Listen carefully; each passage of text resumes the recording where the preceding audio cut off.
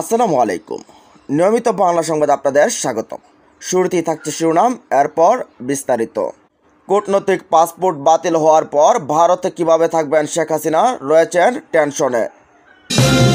জানিয়ে দেব, ভারতে পালাতে গিয়ে বিএসএফের গুলিতে সাবেক ছাত্রলীগ নেতা পান্না নিহত। আওয়ামী লীগের লোকজন এত কুকর্ম করেছে যে তারা বন জঙ্গলেও আশ্রয় পাচ্ছে না, বলছেন জামায়াতের আমির ডক্টর শফিকুর রহমান। এবং সবশেষ জানিয়ে দেব, আমরা পাল্টা বাঁধ নির্মাণের জন্য চীনের সাথে আলোচনা করব, বলছেন তথ্য উপদেষ্টা নাহিদ ইসলাম। এতক্ষণ শুনছেন সংবাদ শিরোনাম, এবার জানুন পুরো বিস্তারিত। তার সাথে সাথে প্রিয় দর্শক, আজকের ভিডিও সম্পর্কে আপনার মূল্যবান মতামত কমেন্ট বক্সে জানিয়ে দিন।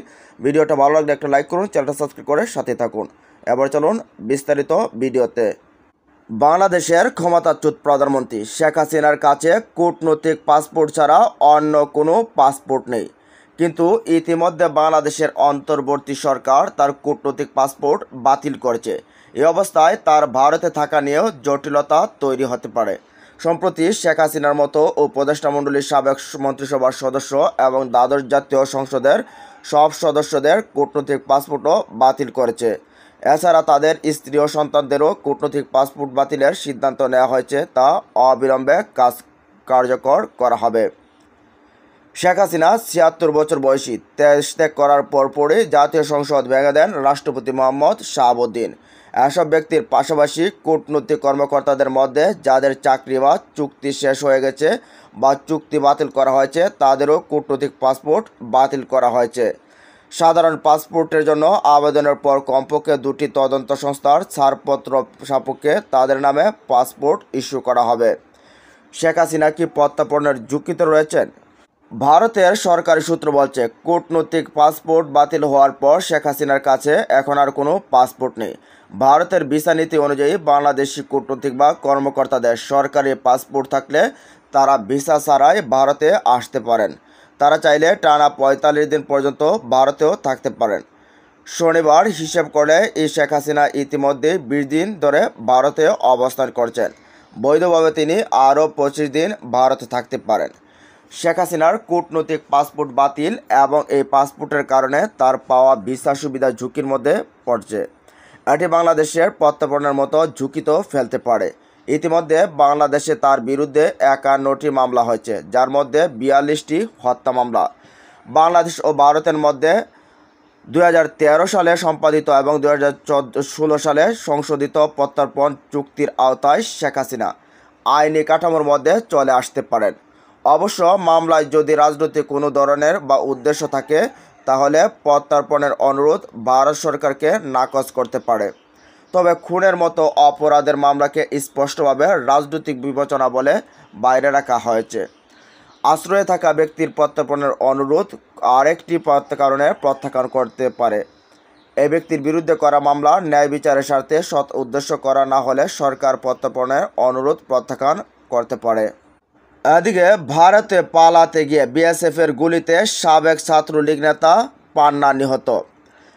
ভারতে পালাতে গিয়ে বিএসএফের গুলিতে বাংলাদেশের ছাত্রলীগের সাবেক সাধারণ সম্পাদক ও পিরোজপুর জেলা আওয়ামী লীগের সম্পাদক ও ইসহাক আলী পান্না নিহত হওয়ার অভিযোগ উঠেছে। ভারতে প্রবেশের পর শুক্রবার মধ্যরাতে মেঘালয়ের শিলং পাহাড়ে ওঠার সময় তার মৃত্যু হয়। সামাজিক যোগাযোগ মাধ্যমে ছড়িয়ে পড়া একটি ছবিতে তার লাশের একপাশে রক্তের স্তূপ দেখা যায়। এছাড়া তার পায়ের রক্তের দাগ দেখা গেছে। তার শরীরের দৃশ্যমান অংশে বুক, মুখ ও হাত পায়ে গুলি বা আঘাতের চিহ্ন দেখা যায়নি। প্রত্যক্ষদর্শীদের তথ্যমতে ইসহাক আলী খান পান্না বিএসএফের গুলিতে মারা গেছেন। পরিবারের সদস্যরা জানিয়েছেন, পালিয়ে ভারতে প্রবেশের সময় তার মৃত্যু হয়েছে নাকি অন্য কোনোভাবে তিনি মারা গেছেন সে বিষয়ে খোঁজ খবর নেওয়া হচ্ছে। পান্নার মৃত্যুর খবর জানিয়ে শনিবার বিকেলে থেকেই ফেসবুকে শোক জানিয়ে তার বন্ধুবান্ধব, রাজনৈতিক কর্মীরা পোস্ট করছেন। পান্নার বড় ভাইয়ের শ্যালক জসিমউদ্দিন খানের সাথে ঘনিষ্ঠ সম্পর্ক ছিল তার। জসিম জানিয়েছেন, 3 দিন আগে পান্নার সাথে তার ফোনে কথা হয়েছে। 25শে জুলাই তিনি পিরোজপুর শহরের বাড়িতে এসে 2 দিন পর ফিরে যান। জসিমের দেওয়া তথ্যমতে বিভিন্ন মাধ্যমে তারা জানতে পেরেছেন, সিলেটের তামাবিল সীমান্ত দিয়ে ভারতে প্রবেশ করেছিলেন পান্না। ওপারেই তার মৃত্যু হয়। সেটা গুলিতে নাকি স্ট্রোকজনিত কারণে তার নিশ্চিত হতে পারেনি তারা। সীমান্তে ভারত প্রান্তে একটি থানায় তার লাশ রয়েছে বলে জেনেছেন। একই তথ্য জানান পান্নার ভাগ্নে ও কাউয়াখালীর চিরাপাড়া সাতুরিয়া ইউনিয়ন পরিষদের চেয়ারম্যান লায়েকুজ্জামান মিন্টু। ভিন্ন একটি সূত্র বলছে, ভারতে পালানোর সময় পান্নার সাথে সদ্য ক্ষমতাচ্যুত আওয়ামী লীগের ত্রাণ ও সমাজ কল্যাণ সম্পাদক আমিনুল ইসলাম আমিনও ছিলেন। তবে বিষয়টি নিশ্চিত হতে আমিনের মোবাইল ও হোয়াটসঅ্যাপের নম্বরে কল দিলেও বন্ধ পাওয়া গেছে। আরেকটি সূত্র বলছে, পান্নার সাথে ঝালকাঠি ছাত্রলীগের একজন নেতা ছিলেন। এদিকে পুলিশের তরফে এ বিষয়টি কোনো তথ্য পাওয়া যায়নি। পান্নার লাশ নিয়ে দেশে ফিরে আনার বিষয়েও কারো বক্তব্য পাওয়া যায়নি। তবে পুলিশের সাবেক মহাপরিদর্শক আইজিপি মোহাম্মদ নুরুল হুদা জানান, কেউ বৈধ বা অবৈধভাবে যেভাবে ভারতে যাক, লাশ ফিরিয়ে আনার ক্ষেত্রে কোনো সমস্যা নেই। শুধু বিষয়টি যে কোনো পক্ষ থেকে সেখানকার বাংলাদেশ দূতাবাসে জানাতে হবে। এরপর সংশ্লিষ্ট কর্মকর্তারা নিশ্চিত হবেন মৃত ব্যক্তি বাংলাদেশের নাগরিক কিনা। পরে দূতাবাসের তহবিল থেকে বা স্বজনের খরচে লাশ পাঠানোর ব্যবস্থা করা হবে।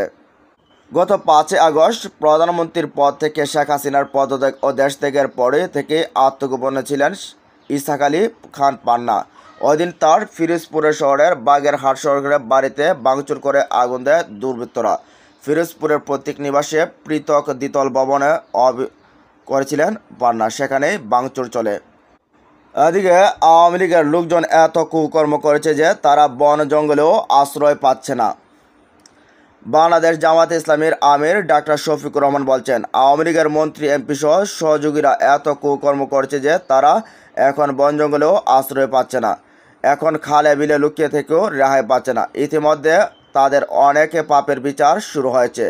কুলাউড়া উপজেলায় বন্যা কবলিত এলাকা পরিদর্শন করেন এবং দুর্গত বনদের মাঝে উপহার সামগ্রী বিতরণ করেন। এর আগে উপজেলার টিলাগাঁও বাজারে এক সভায় জামায়াতে আমির বলেন, চোরদের জন্য প্রতি বছর নদী বাঁধ ভাঙছে। বিগত সময়ে বরাদ্দকৃত কোটি কোটি টাকা চোরদের পকেটে চলে যাওয়ার ফলে নদী খনন হয়নি। তাই প্রায় প্রতি বছর নদী বাঁধ ভেঙে বন্যা হচ্ছে আর মানুষের জানমালের ক্ষতি হচ্ছে।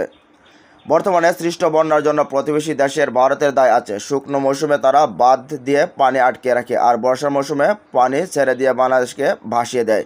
এটা চলতে দেওয়া হবে না। প্রয়োজনে আন্তর্জাতিক আদালতে এ ব্যাপারে চলে যাওয়া হবে, কারণ কারো জমিদারি চলবে না, তিনি বলেন। সংখ্যাগুরু সংখ্যালঘু বলে জাতিকে বিভক্ত করা যাবে না। আমরা সকলে মিলে এ দেশটাকে নতুন করে গড়ে তুলব। জামায়াতের আমির আরও বলেন, 5 আগস্ট হিমালয় পর্বত কীভাবে ধসে পড়ল, কীভাবে পরিবর্তন হলো, আমরা বলি আল্লাহর ইচ্ছায় সব কিছু সম্ভব হয়েছে।